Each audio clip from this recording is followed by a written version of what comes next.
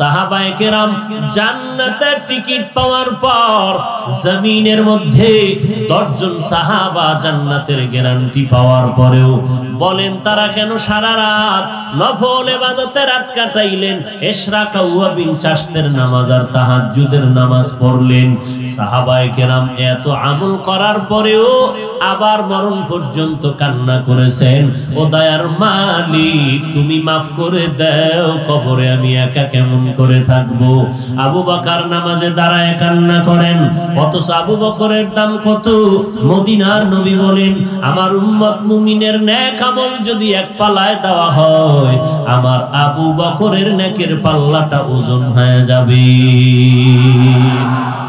সেই আবু বকর এত আমল করার পর আবার নামাজে দাঁড়াইয়া রাতের বেলা কান্না করেন।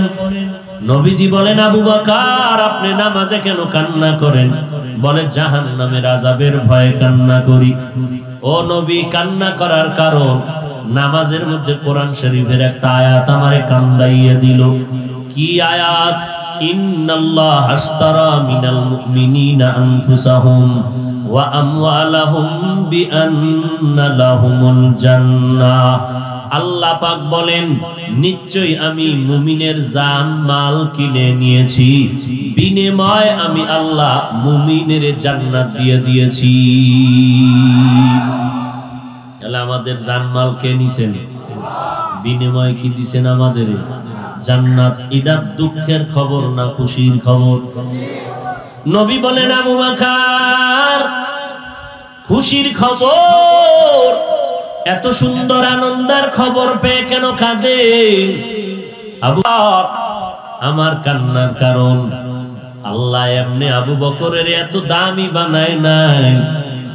যখন নবীর ইন্তেকাল হয়ে যাবে, ইযা জাআ নাসরুল্লাহি ওয়াল ফাতহ ওয়া রাআইতান নাসা ইয়াদখুলুনা ফি দীনিল্লাহি আফওয়াজা, নবীকে আল্লাহ আয়াত নাজিল করে বললেন বিজয়ের সময় আপনার হে নবী দলে দলে দলে দলে বিধর্মীরা কালেমার পতাকা তলে ঢুকতেছে। সাহাবায়ে কেরাম খুশি, সব মুসলমান হয়, দলে দলে মানুষ কালেমার পতাকায় ঢুকে, মানুষগুলো তওবা করে, চতুর্দিক থেকে শুধু বিজয়ের আওয়াজ আসতেছে, মুসলমানের বিজয়। সাহাবায়ে কেরাম খুশি হয়, আবু বকরের মতো বান্দা চোখের পানি ছেড়ে কান্না করে। সাহাবায়ে কেরাম বলেন আবু বকর খুশির সংবাদ আসলো, ইযা জাআ নাসরুল্লাহি ওয়াল ফাতহ ওয়া রাআইতান নাসা ইয়াদখুলুনা ফি দীনিল্লাহি আফওয়াজা। এত সুন্দর খুশির খবর পাইয়া আমরা সবাই আনন্দে আছি, আপনি কেন কান্না করেন? আবু বকর ডাক দিয়া কয় আমি তো মূল হাকিকতের মধ্যে নজর করে দেখলাম, খুশি উপর দিয়ে দেখা যায়, ভেতরে কান্নার আওয়াজ। বলে কেমন কান্নার আওয়াজ? বলে মানুষগুলো দেখা যায় মসজিদ ভর্তি, মসজিদের কোনো জায়গা নাই, ফাঁকা নাই, একতলা মসজিদ দোতলা হয়ে গেল, দলে দলে মানুষ জুমার মসজিদে ঢুকতেছে, দলে দলে ওয়াজের প্যান্ডেলে আসতেছে। কিন্তু হাকিকতের মধ্যে নজর করে দেখলাম এই মানুষগুলো শুধু জুমা পড়ে মানুষকে দেখানোর জন্য, অন্তরের মধ্যে কোনো মহব্বত নাই, অন্তরের মধ্যে রাসূলের সুন্নাত নাই। এমন কি অবস্থা যে জুমার মসজিদে আসিয়াও সালামটা ফিরাইয়া দৌড় দেয়, পরের 4 রাকাত সুন্নাত নামাজটাও তারা পড়ে না। তাহলে হাকিকতের মধ্যে ভেজাল আছে না নাই? আবু বকর বলে উপর দিয়ে দেখতেছি দলে দলে মুসলমান, কিন্তু ভেতরের হাকিকত বড় দুঃখ। বলে কি দুঃখ? বলে আল্লাহ হাকিকতে জানাইয়া দিছে আমার নবী আর বেশি দিন থাকবেন না, আল্লাহর কাছে মোলাকাতে চলে যাবেন। আমার নবীকে হারাইয়া আমি আবু বকর এতিম হয়ে যাব, আর ওই সময় আর নবীর চেহারা দেখতে পারবো না। যে নবীর চেহারা মোবারকের দিকে তাকাইলে ক্ষুধা নিবারণ হয়ে যায়, যেই নবীর চেহারা দেখলে কলিজা ঠান্ডা হয়, ওই নবীরে যদি দেখতে না পারি কাকে দেখে কলিজা ঠান্ডা করে ফেলবো? এই দুঃখের কারণে আমি কান্না করতেছি। আবু বকর নামাজে দাঁড়াইয়া কাঁদেন। নবী বললেন, খুশির সংবাদ করিয়া কেন কাঁদেন? খুশির সংবাদ, আল্লাহ মুমিনের জান মাল কিনে নিয়েছেন, বিনিময়ে মুমিনের জান্নাত দিয়েছেন। আবু বকর বলে, নবী হাকিকতের মধ্যে গিয়া কাঁদতেছি। বলে, হাকিকত কি? বুঝাইয়া বলেন। আবু বকর বলে, আমি তো একটা বিশাল বাজারের মধ্যে কাপড়ের দোকান দেই। আমার দোকানে সকালবেলা একজন আল্লাহর বান্দি আসছে। বহুদিন আগে আমার দোকান থেকে এক পিস কাপড় নিয়েছিল। আজকে কাপড়টা ফিরাইয়া, টাকা ফিরাইয়া নিয়ে গেল। বিদায় বেলা জিজ্ঞাসা করলাম, আম্মা জান, বহুদিন আগে কাপড় নিলেন, আজকে ফেরত দেন কেন? মহিলা ডাক দিয়া কয়, তাৎক্ষণিকভাবেই ফেরত দেওয়া প্রয়োজন ছিল, ব্যস্ততার কারণে আসতে পারি নাই। আজকে ফিরাইয়া দিলাম, কারণ হলো আপনার দোকানের কেনা কাপড় আমার পছন্দ হয় নাই, এই জন্য কাপড় দিয়া গেলাম, আমার টাকা ফিরাইয়া নিলাম। এই চিন্তা আমার অন্তরে আসছে। আল্লাহ পাক মুমিনের জান মাল নিয়ে নিছেন, বিনিময়ে জান্নাত দিয়েছেন। কিয়ামতের ময়দান যেদিন কায়েম হয়ে যাবে, আল্লাহ তাআলা কাহ্হারিয়াতের সাইনবোর্ড লাগায় দিবেন। আল্লাহ পাক এত রাগান্বিত হবেন, দুনিয়ার কেউ ভাবে নাই যে এত রাগ আমার আল্লাহর আছে। আল্লাহ তাআলা হাসরের ময়দান কায়েমের পরে সূর্যটাকে নিচে নামায়া দিবেন। সূর্যকে বলবে, সূর্য তোর যত তাপ আছে জমিনের মধ্যে ছেড়ে দে। সূর্যের গরম এত বেশি শুরু হবে, জমিনটা পুরিয়া তামা হয়ে যাবে। নবীরা পর্যন্ত, যাদের কোনো গুনাহ নাই, নবীরা পর্যন্ত নাফসি নাফসি নাফসি বলে কান্না করবেন। ওই সময় মানুষের মাথার মগজগুলো সূর্যের গরমে ভাতের মারের মতো ঘুরতে থাকবে। পায়খানার রাস্তা দিয়া পেটের নাড়ি ভুঁড়িগুলো পড়তে থাকবে। আপন আপন বলতে কেউ থাকবে না। ওই সময় আল্লাহর আদালতে দাঁড়াইয়া সব মানুষের হিসাব নিবেন আমার আল্লাহ। ওই সময় যদি আল্লাহ আবু বকরকে ডাক দেয়, আবু বকর আসামির কাঠগড়ায় দাঁড়ায় যাবে। আল্লাহ যদি জিজ্ঞাসা করে, আবু বকর, আমি তোমার জান মাল নিয়েছি, বিনিময়ে জান্নাত দিয়েছি, বলো আমার জান্নাতটা কামাই করার জন্য তুমি কি আমল করেছো? তখন যদি আমি আল্লাহকে বলি, হে মালিক, নামাজ পড়েছি, রোজা রেখেছি, জিকির করেছি, তাহাজ্জুদ পড়েছি, কোরআন তেলাওয়াত করেছি, জিহাদের ময়দানে সময় দিয়েছি, সারা রাত্র ঘুমাই নাই, আপনার মহব্বতে যায় নামাজে কাটাইছি, নবীজির দরবার থেকে দূরে যাই নাই, আল্লাহ পাক যদি তাৎক্ষণিকভাবে আমাকে হাসরের ময়দানে বলিয়া ফেলেন, হে আবু বকর, আমার জান্নাতটা ফিরাইয়া দাও, তোমার জান্নাল ফিরাইয়া নাও, তোমার জান আর মাল নিয়ে তুমি জাহান্নামে যাও, আমার জান্নাতটা ফিরাইয়া দাও। আল্লাহকে যদি তখন বলি, আল্লাহ কেন? আল্লাহ যদি বলেন, ও আবু বকর, তুমি যত আমল করেছো আমার দরবারে একটা আমলও পছন্দ হয় নাই। যেমন ওই মহিলাটা আমার দোকান থেকে কাপড় নিয়ে ফিরাইয়া টাকা নিয়ে গেল, কেন? বলে তোমার দোকানের কাপড় আমার পছন্দ হয় নাই। আল্লাহ যদি বলে, আবু বকর, আমার জান্নাত আমাকে ফিরায় দাও, তোমার জানমাল নিয়ে জাহান্নামে যাও, তোমার নামাজ রোজা তেলাওয়াত আমি আল্লাহর কাছে পছন্দ হয় নাই, বলেন নবী, ওই সময় আমার হাতে জাহান্নামের হ্যান্ডকাপ লেগে যাবে, জাহান্নামের দিকে ফেরেশতারা আমাকে নিয়ে যাবে। ওই সময় আমি আবু বকরের কি উপায়? এই ভয় আমি আবু বকর অজর দ্বারায় কান্না করতেছি। এই জন্য বলছি, মুসলমান, জান্নাতের টিকিট পাওয়ার পরে আবু বকরের মতো গোলাম কেন চোখের পানি ছেড়ে কান্না করলেন, নফল ইবাদত করলেন? অতএব আজকে যারা আমল লাগবে না বলিয়া যেই টুপিওয়ালারা উম্মতের ধোঁকা দেয়, নফল নামাজ লাগবে না, কাজা নামাজ লাগবে না, জুমার আগে সুন্নাত লাগবে না, এদেরকে চিহ্নিত করে নাও, এরাই হলো উলামায়ে আহলে বাতিল। এরা হক না বাতিল? ইলমে রায়ে জাযো করদন বেহিসাব, হলকে রাদাদন জওয়াবে বাসওয়াব, হক না দারাত দোস্তে খলকা জারেরা, নিস্তেই খাসলত একে দিনদারেরা। আমল লাগবে নি? আল্লাহ পাক বলেন আমল লাগবে কার? আমি ঘোষণা দিয়ে দিলাম, এই জমিনের মধ্যে যারা রবের সাথে মোলাকাত করতে চায়। কার সাথে? রবের সাথে যারা মোলাকাত করতে চায়, ও নবী তাদের জন্য কর্মসূচি, তারা আমলে সালেহ করবে, নেক আমল করবে। আর যারা রবের সাথে মোলাকাত করতে চায় না, এদের কোনো আমলের কোনো প্রয়োজন হবে না। যারা রবের সাথে মোলাকাত করতে চায় তাদের জন্য নেক আমল। কিন্তু রবের চিনি না, মোলাকাত কখন করব? একজনারে চিনলে জানলে মোহাব্বত বাড়লে না, এবার মোহাব্বতের টানে বলবো তারে দেখতে চাই। মুসা নবী তুর পাহাড়ে গেলেন আগুন আনার জন্য। আগুন আনতে গিয়া রবের সাথে কথা শুরু হলো। কথা বলতে বলতে বলতে বলতে মোহাব্বত শুরু হয়ে গেল। এমন মোহাব্বত, এবার ডাক দিয়ে কয়, রে আল্লাহ, গোপনে কত আওয়াজ শুনাইলেন, এখন আর ভালো লাগে না, রব্বি আরিনি, দেখতে মনে চায়। ও মালিক, কুদরতের হাত দিয়ে আমার সাথে একটু মোলাকাত করবেন, পর্দাগুলো খুলে দেন, আমি আল্লাহ আপনার সাথে মোলাকাত করতে চাই। আল্লাহ বলেন লান তারানি, কখনো তুমি আমাকে দেখতে পারবা না। মুসা নবী বলে, না দেখে আমি এখান থেকে যাব না। এমন মোহাব্বত আর মায়া বাড়ে গেল, এখন তোমারে না দেখলে কলিজা ঠান্ডা হবে না। অতএব ওই আল্লাহর বান্দা রবের সাথে মোলাকাতের তামান্না তখনই তৈরি হবে যখন বান্দার মধ্যে রবের পরিচয় আসবে। আসলে আমরা এখন তো রবের চিনি না, মোলাকাতের তামান্না আসবে কখন?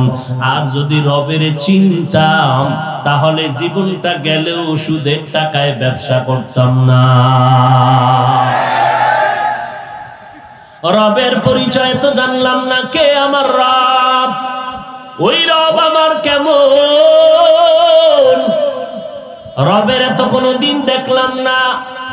এই জন্য আহলুল্লাহ যারা, খাঁটি আল্লাহ ওয়ালা যারা, আউলিয়ায়ে কেরাম যারা, তারা বলেন মান আরাফা নাফসাহু ফাকাদ আরাফা রাব্বাহ।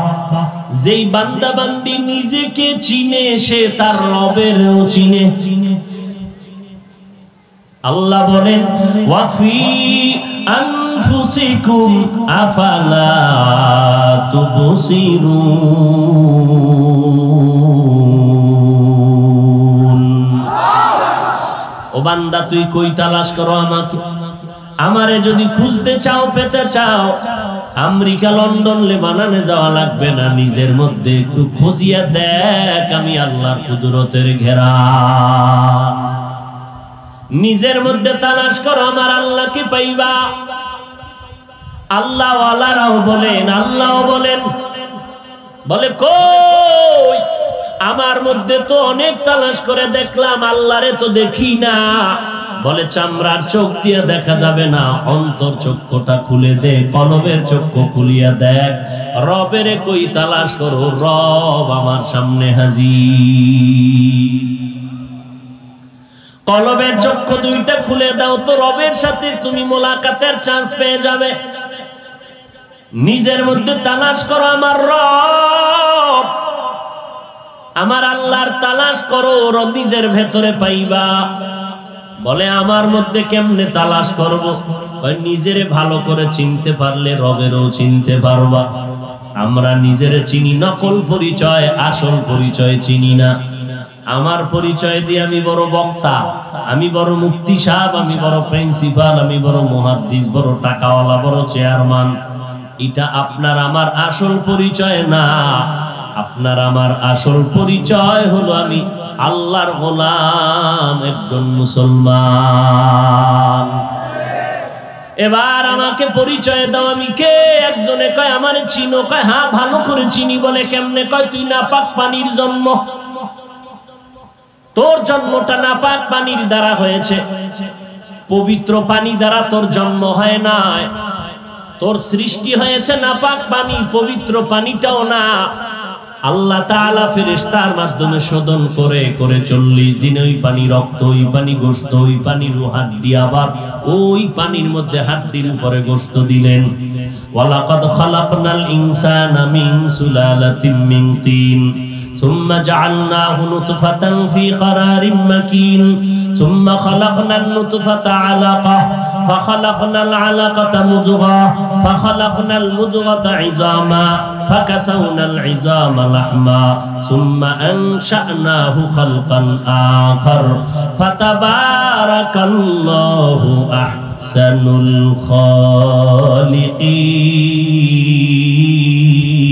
الخالقين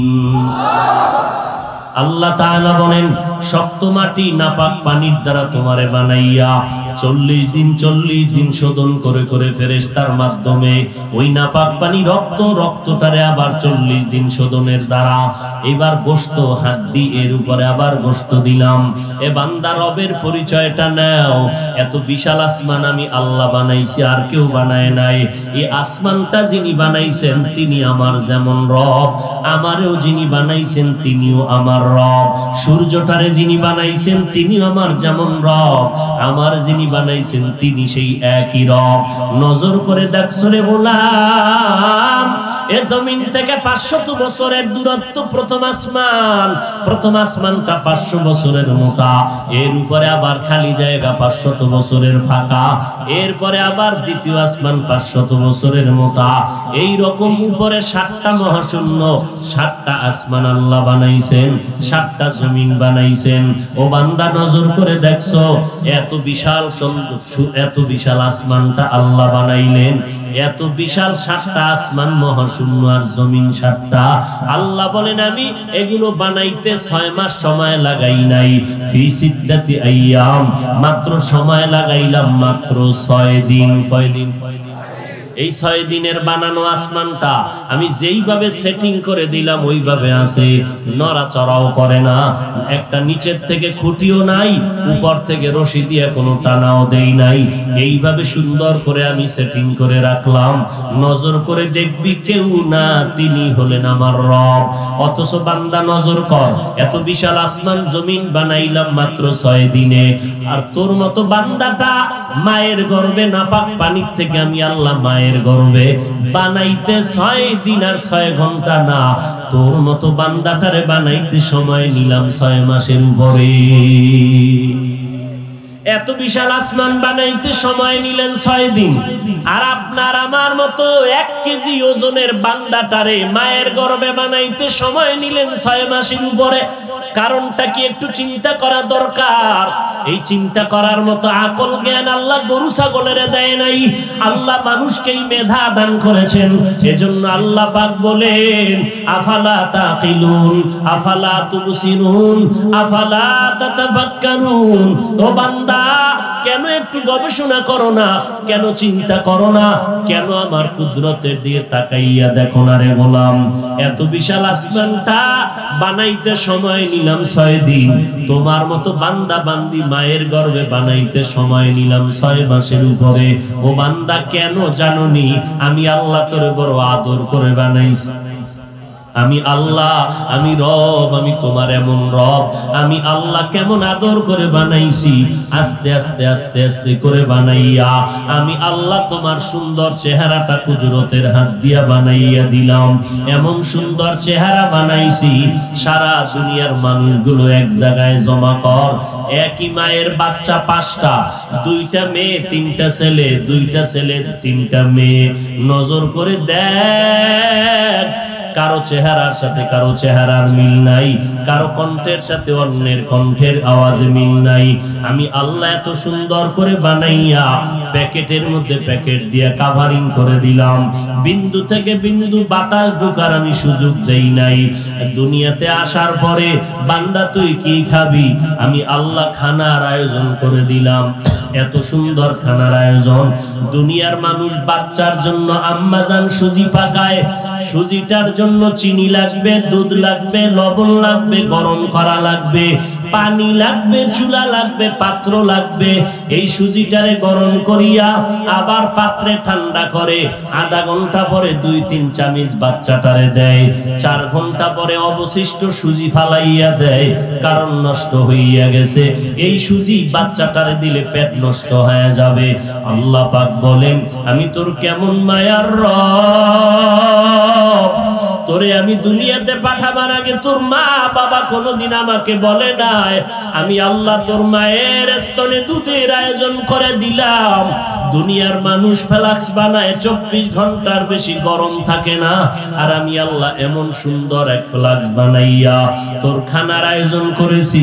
এমন সুন্দর পিওর দুধ, যেই দুধের মধ্যে চিনি লাগবে না, লবণ লাগবে না, পানিও লাগবে না, আগুন লাগবে না, ঠান্ডা করারও প্রয়োজন হবে না।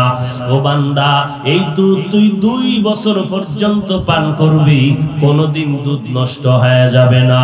এরে নবীর উম্মত, আমি তোর কেমন রব, আমি আল্লাহ পাক রব্বুল আলামিন তোরে এত সুন্দর করে বানাইয়া দুনিয়াতে পাঠাইয়া দিলাম। মাকে মা বলে ডাকতে পারো না, আব্বাকে আব্বা বলে ডাকতে পারো না, তোর শুধু একটা আওয়াজ কান্নার। ওই কান্নার আওয়াজ দিয়া তুই কি চাও তোর বাবাই বুঝে না, ভাই বোনেরা বুঝে না। ওই কান্নার মধ্যে একটা রাডার তোর মায়ের ভেতরে ফিট করে দিলাম। কখন কান্না দিয়া তুই কি চাও তোর বাবাও বুঝে না, তোর মা বুঝতে পারে। কান্নার কারণে তোর মা বুঝতে পারে তুই এখন ক্ষুধার জন্য কান্না করো। তোর কান্নার আওয়াজে মা টের পায় তুই এখন ঘুমের জন্য কান্না করো। তোর কান্নার আওয়াজে মা বুঝতে পারে তুই এখন গরম লাগে বাতাসের জন্য কান্না করো। তোর ঠান্ডা লাগছে গরমের জন্য কান্না করো। এই কান্নার অবস্থাটা মায়ের বুঝার ক্ষমতা দিলাম। এখান থেকেও জীবনের একটা শিক্ষা নিয়ে নেরে গোলাম। একটা বাচ্চা এমন জীবনের যত আয়োজন চাওয়া পাওয়া শুধু কান্নার পুঁজি দিয়া মায়ের থেকে যদি আদায় করে নিতে পারে, মাকে বলতে পারে না মা খানা দাও ক্ষুধা লাগছে, মা বিছানা দাও ঘুম আসতেছে, শুধু কান্নার আওয়াজ, কিছুই বলে নাই মাকে। মা কান্নার আওয়াজ দিয়া সব বুঝিয়া সন্তানের আয়োজন করে দিল। ও বান্দা, ওই জীবনের প্রথম কান্নাটাও যদি জীবনে ধইরা রাখতে পারো, আর আমি আল্লাহর দরবারে ওই কান্নার পুঁজিটা দিয়া যদি আবদার করো, কান্না করো, মা তোর কান্নায় যদি সব দাবি পূরণ করতে পারে, ওই মায়ের থেকে আমি আল্লাহর মায়া কি কম। আমি আল্লাহ 99 গুণ মুহাব্বত আর মায়া কুদরতে জমা রেখে দিলাম। ও বান্দা, তুই যখন কান্না করবি, চোখের পানিটা গালের নিচে যাওয়ার আগে তোর জীবনের সব দাবি আমি পূরণ করে দিব। দুনিয়াওয়ালারা দিতে চায়, দেয় না, কারণ তাদের অভাব আছে, স্বার্থ আছে। আমি আল্লাহর কোনো অভাব নাই, স্বার্থ নাই, অতএব আমি আল্লাহ দেওয়ার জন্য বান্দাকে ডাকতে থাকি।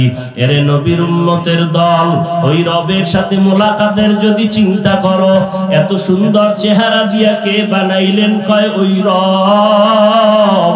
এত সুন্দর কণ্ঠ কে দান করেছেন? বলে ওই রব। এত সুন্দর চক্ষু দুইটা কে দিয়েছেন? তিনি হলেন আমার রব। এত সুন্দর বাগান কে বানাইছেন, সাজাইলেন? তিনি আমার রব। এত সুন্দর সমুদ্র কে সাজাইলেন? তিনি আমার রব। ফুল বাগানে গিয়ে দেখো এত সুন্দর রং বেরঙের ফুল কে বানাইছেন? তিনি আমার রব।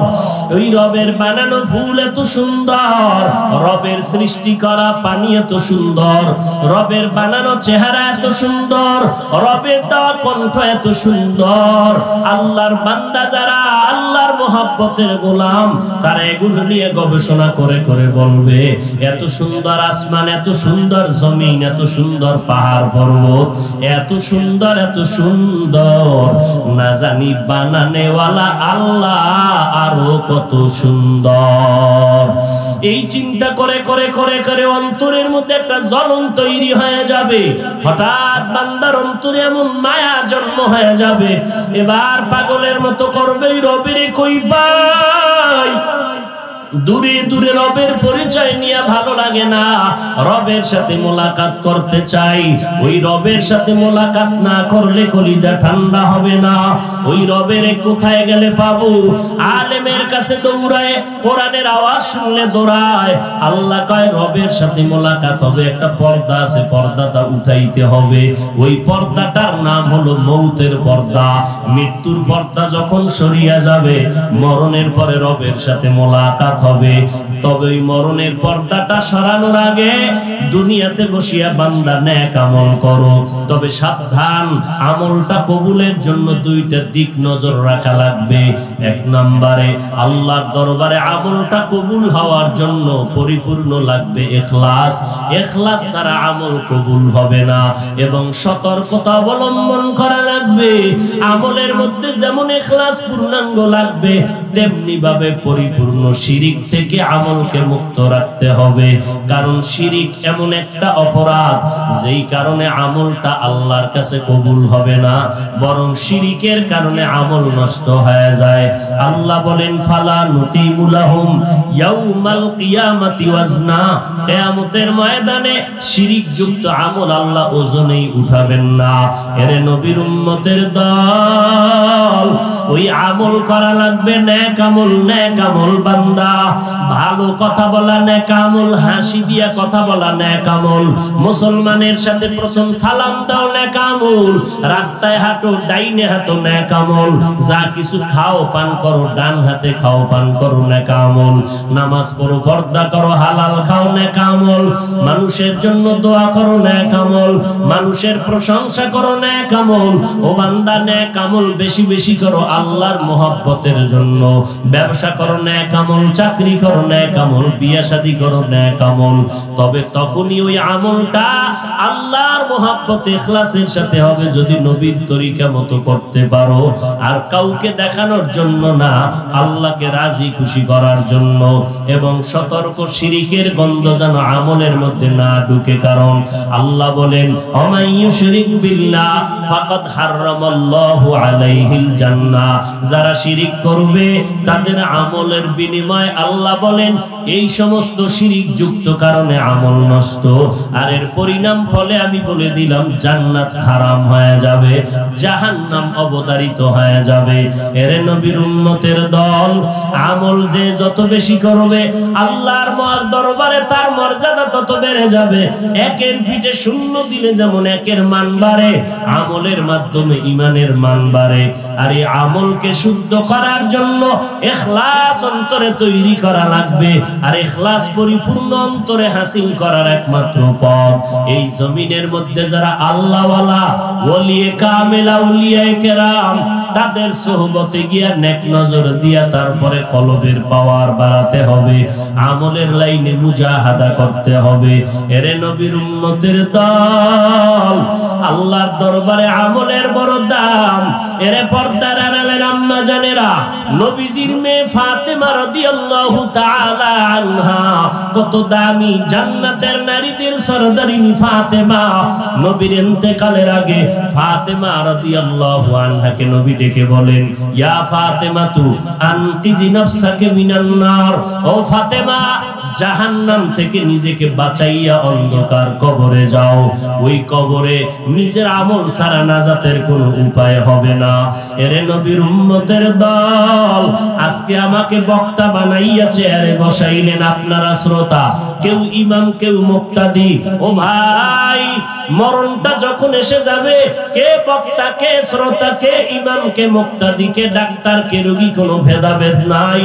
ডাক্তারেরও সাদা 3টা কাফন পরাবে, রোগীরও সাদা 3টা কাফনের প্যাকেট করা হবে। আমি বক্তাটারও সাদা 3টা কাফন পরানো হবে, আপনাদেরও সাদা 3 খান কাপড় পরানো হবে। ইমাম সাহেবেরও যেমন 3টা কাফন, মুক্তাদিরও তেমন 3টা কাফন পরাইয়া নিয়ম অনুযায়ী জানাজা পড়াইয়া ওই অন্ধকার কবরে যখন নেওয়া হবে, কবরের সাইজটা সমান। ইমামের কবর বড়, মুসল্লিদের কবর ছোট এমন হবে না। ওই কবরের সবার সাইজও সমান, কবরের মধ্যে রাখিয়া মাটি পাড়াইয়া পাড়াইয়া দিয়া সবাই যখন চলে যাবে, আজকে আমি চোখ বন্ধ করে দেখি আমার ডানে কত বন্ধু, বামে বন্ধু, অভাব নাই। সামনে পেছনে আমার ভক্তবৃন্দের অভাব নাই, আমার টাকা আমার বাড়ি গাড়ির অভাব নাই, ক্ষমতার দাপটের অভাব নাই। কিন্তু একবারও কি চিন্তা করে দেখছো, চোখ দুইটা বন্ধ করে মরণটা যখন আসবে, মসজিদের খাট আমার ঘরের দরজায় এসে হাজির হয়ে যাবে। আমার আপন সন্তানেরা বলবে তাড়াতাড়ি লাশটা ঘর থেকে নামাও, লাশ আমরা ঘরের মধ্যে পাহারা দিতে পারবো না। গেঞ্জিটা বেলেট দিয়া কেটে কেটে রেখে দিবে। এবার কবরের বাসিন্দা বানাইয়া যখন আমাকে নিয়ে যাবে, ওই অন্ধকার কবরে ডানে মাটি বামে মাটি সব অন্ধকার। এখন এই কবরে আমার ছেলে নাই, মেয়ে নাই, আপন কেউ নাই। কই আমার টাকা, কই আমার বাড়ি গাড়ির দাপট, কই আমার বন্ধু বান্ধব, কই আমার আপনজনেরা, ভক্তরা, কেউ নাই। আল্লাহর নবী বলেন এখন এই কবরে দুইজন ফেরেশতা হাজির হয়ে যাবে তিনটা প্রশ্ন করার জন্য। আমাকেও যেই প্রশ্ন করবে আপনাদেরও সেই একই প্রশ্ন করবে। রবের পরিচয় দাও, ধর্মের পরিচয় দাও, রহমাতুল লিল আলামিনের পরিচয় দাও। এ পর্দার আড়ালের মা ফাতেমা রাদিয়াল্লাহু আনহার হালাত যদি এমন হয়, আপনারা তো ফাতেমা না, ফাতেমার মতো হতে পারেন নাই। যেই ফাতেমা রাদিয়াল্লাহু আনহার শরীরটা পর্যন্ত দুনিয়ার কেউ দেখার সুযোগ পায় নাই। ও পর্দার আড়ালের মা, ওই ফাতেমার অবস্থা যদি এমন হয়, নবী বলেন কবরে যাওয়ার আগে জাহান্নাম থেকে নিজেকে বাঁচাইয়া কবরে যাও। আল্লাহ বলেন ইয়া আইয়ুহাল্লাযীনা আমানু কু আনফুসাকুম ওয়া আহলিকুম নারা, জাহান্নামের থেকে নিজেকে বাঁচাও, তোমার আহাল পরিবারদের বাঁচাও। ওরে আজকে চিন্তা যদি নিজেরটা নিয়ে করি, অন্যের চিন্তা না করে যদি নিজের দিকে তাকাই, আজকে আমার কত সম্মান। কিন্তু গুনাহ দিয়ে তাকাইলে মনে হয় এই ময়দানে আমার মতো গুনাহগার কেউ নাই। গুনার কারণে আমার হাত দুইটা নাপাক, গুনার কারণে আমার চোখ নাপাক, আমার জিহ্বা নাপাক, আমার অন্তর নাপাক। ওই কবরে যখন আমাকে নেওয়া হবে, তিনটা প্রশ্নের জবাব যারা দিতে পারবে তাদের কবর হবে। আমার বান্দাকে আর জিজ্ঞাসাবাদ করিও না, এই বান্দা বড় আমার আদরের গোলাম, দুনিয়াতে সময় মতো খানা খেতে পারে নাই, ঘুমাইতে পারে নাই, স্ত্রী ঘুমাইয়া গেছে, সন্তানেরা ঘুমাইছে, মা পশু পাখি মাছ সব ঘুমাইয়া গেল। আমার এই গোলাম রাতের গভীরে ওযু বানাইয়া যায় নামাজ বিছাইয়া আমি আল্লাহকে ডাকছে আর হাজিরা দিয়েছে। দেরি না করিয়া কবরে জান্নাতের বিছানাটা দাও, 3.5 হাত কবর বালাখানা বানাও, জান্নাতের সাথে রাস্তা বানাইয়া দাও। আমার বান্দা এখন আরামে ঘুমাবে, কিয়ামতের আগে তার ঘুমে কেউ ডিস্টার্ব করবে না। আল্লাহর নবী বলেন যারা দুনিয়াতে রবের গোলামি করে না, ইসলাম মানে না, নবীর তরিকা মতে চলে না, ইখলাস নিয়ে চলে না, এই মানুষগুলো কবরে গেলে জবাব দিতে পারবে না, বলবে হা হা লা আদরি, বড় আফসোস, আমি কিছুই জানি না, কিছুই জানি না, কিছুই জানি না। আল্লাহ পাক নবী বলেন রাগান্বিত হইয়া গায়বী আওয়াজ দিয়া বলবেন, এরে কবরের ফেরেশতা, এই নাফরমানের আর সুযোগ দিও না, আমি দুনিয়াতে কম সময় সুযোগ দেই নাই। আমার দেওয়া সূর্যের আলো চাঁদের আলো ভোগ করলো, বাতাস পানি ভোগ করলো, আমার দেওয়া নদীর মাছ গাছের ফল জমিনের ফসল খাইলো, এই নিমক হারাম একবারও আলহামদুলিল্লাহ বলে নাই। আলেম ওলামারা পায়ে ধরে ধরে নামাজের দাওয়াত দিত, একবারও আজান শুনিয়া মসজিদে যায় নাই। এখন আর সময় দিও না, এখনই তাড়াতাড়ি জাহান্নামের বিছানাটা কবরে দাও, জাহান্নামের সাথে রাস্তা বানাইয়া দাও। কবরের ভিতরে একটা না দুইটা না 70 থেকে 99টা সাপ কবরে এসে ভরে যাবে। সাপের জবান খুলবে আর বলবে রে নাফরমান, আল্লাহর অর্ডারে আসি তোকে আঘাত করার জন্য। যেদিন নিষেধ না করবে ততক্ষণ তোকে আঘাত করতেই থাকবো। আল্লাহর নবী বলেন, আমার আল্লাহ রাগান্বিত হইয়া বলবেন, ও কবরের মাটি, এই গুনাহগার নাফরমানের দুই পার্শ্ব থেকে জোরে জোরে চাপ দাও। এত জোরে জোরে কবরের মাটি তোমাকে আমাকে চাপ দিবে, চাপের কারণে পাঁজরের হাড় চুরমার হয়ে যাবে। এই কবরের ভিতরে আযাব সহ্য করার শক্তি কারো নাই রে গোলাম। ও বৃদ্ধ বাবাজি, ও পর্দার আড়ালের মা বোনেরা, ও যুবক, একটা মশার কামড় সইতে পারো না রে বাবা? একটু চোখ দুইটা বন্ধ করে চিন্তা করো। একটা মশার কামড় সইতে পারি না, কবরে গিয়া কেমনে মাটির চাপ সহ্য করব? একটা বেতের বাড়ি সইতে পারি না, দুনিয়াতে সূর্যের গরম সইতে পারি না, বড় কষ্ট হয়। আল্লাহ না করুক গুনাহ দিয়া যদি কবরে যাই, ওই কবরে জাহান্নামের আগুনের গরম কেমন করে সহ্য করব? ও আল্লাহর বান্দারা, আল্লাহর কোরআন কি মিথ্যা মনে করেছো? নবীর কথা কি মিথ্যা মনে করেছো রে বাবা? আজ পর্যন্ত একটা ভুল কেউ বের করতে পারে নাই। লক্ষ লক্ষ নবীরা মিথ্যা কথা বলতে পারেন না, লক্ষ লক্ষ সাহাবায়ে কেরাম মিথ্যা বলতে পারেন না, কোটি কোটি উলামায়ে কেরাম আহলে হকরা মিথ্যা বলেন না।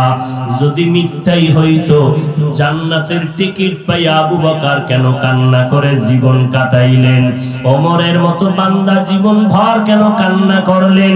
ওসমান রাদিয়াল্লাহু তাআলা নু কবরের কিনারা দিয়া গেলে হাউ মাউ করে চিল্লাইয়া কান্না করতেন। হযরত আলী কেন কান্না করলেন? অতএব বাবা, আল্লাহ বলেন কাঁদো, নবী বলেন কান্না করো। যদি কান্না না আসে বাহানা করো, তাতেও সওয়াব হবে।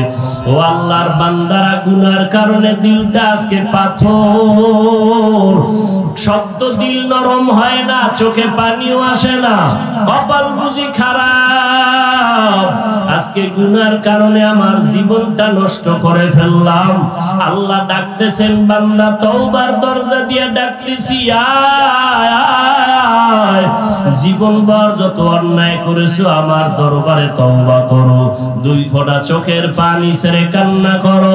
মদিনার নবী বলে, জাহান্নামের আওয়াজ কানে আসলে মাওলার কাছে কান্না করো আর ক্ষমা চাও, কারণ ওই জাহান্নাম বড় ভয়ঙ্কর। একটা সেকেন্ডের আযাব সহ্য করার শক্তি কারো নাই। ও আল্লাহ, আমরা সবাই গুনাহগার, ময়দানে কুদরতের নজর দিয়ে দেখেন, আমাদের মতো গুনাহগার আর কেউ নাই রে আল্লাহ। আমরা আপনার আদরের নবীর উম্মত। ও আল্লাহ, আজকে তওবার নিয়ত করতেছি, জীবন গেল গুনাহ করব না, নামাজ ছাড়ব না, বেপরদায় চলব না। ও মা বোনেরা, ও বৃদ্ধ বাবাজি, ও যুবকেরা, এখনো সময় আছে। বিনয়ের সাথে আমার আল্লাহকে ডাকো আর বলো, হে মালিক, আমার মতো হতভাগা গুনাহগারে মাঠে আর কেউ নাই। আয় আল্লাহ, আমার গুনার খবর আমার স্ত্রী, পরিবার, সন্তান, মা বাবা কেউ জানে না। আপনি জানিয়াও তো রাগ করিয়া পানি বন্ধ করেন নাই, খানা বন্ধ করেন নাই, বাতাস বন্ধ করেন নাই। আজ তওবার নিয়ত করে ফেললাম। জীবনে কতবার তওবা করলাম আর ভেঙ্গে ফেলেছি রে আল্লাহ। আজকে খাঁটি অন্তরে তওবা করতেছি। ও যুবকেরা, তওবার নিয়ত যদি থাকে খাঁটি অন্তরে আমার আল্লাহর কাছে তওবা করো। গলায় ছুরি আসলে মরিয়া যাব, হায়াতের মালিক আল্লাহ, ইজ্জতের মালিক আল্লাহ, রিজিকের মালিক আল্লাহ। নামাজ আর কখনো ছাড়বো না, দাড়ি কাটবো না, বেপরদায় চলবো না, মা বাবার সাথে বেয়াদবি করবো না, ওলামায়ে কেরামের বিরোধিতা করবো না, দেশ ও জাতির বিরুদ্ধে ষড়যন্ত্র করবো না। এর যুবক, আজকে ওই মা বাবার চোখের পানি আর দোয়ার কারণে চেয়ারে বসে কথা বলি। ও ভাই, তুমি আজ টাকা পয়সা গাড়ি বাড়ির মালিক, ওই মা বাবা চোখের পানি আর দোয়া, ওই মা বাবা যার দুনিয়াতে নাই চোখের পানি ছেড়ে দোয়া করো। আর যার মা বাবা বেঁচে আছে এখনো হাতটা দিয়া মাথায় হাত নাও আর দোয়া নাও। মা বাবা যদি মাথায় হাত দিয়া দোয়া করে দেয়, সাথে সাথে আরশে আজিমে কবুল হয়ে যাবে। গলায় ছুরি আসবে, মরে যাব, চাকরি থাকার জাত, তারপরও আর নামাজ ছাড়বো না, দাড়ি কাটবো না, বেপরদায় চলবো না, মা বাবার সাথে বেয়াদবি করবো না, উলামায়ে কেরামের বিরুদ্ধে যাব না। নবীর মহব্বত নিয়ে, সুন্নতের মহব্বতে খাঁটি অন্তরে তওবার নিয়ত যদি কারো হয়, মুনাফিকি যদি না থাকে, তওবার নিয়তে দুটো হাত আল্লাহকে দেখাইয়া দেই। আয় আল্লাহ, আমাদের তওবা কবুল করে নেন, তওবার উপরে মজবুত হইয়া চলার মতো তৌফিক দান করেন, আমিন। আলহামদুলিল্লাহি রাব্বিল আলামিন, ওয়াসসালাতু ওয়াসসালামু আলা সাইয়্যিদিল আমবিয়া ওয়াল মুরসালিন ওয়া আলা আলিহি ওয়া আসহাবিহি আজমাইন, ইয়া আরহামার রাহিমিন, ইয়া আরহামার রাহিমিন, ইয়া আরহামার রাহিমিন। রব্বিরহামহুমা কামা রব্বায়ানি সগীরা, রব্বিরহামহুমা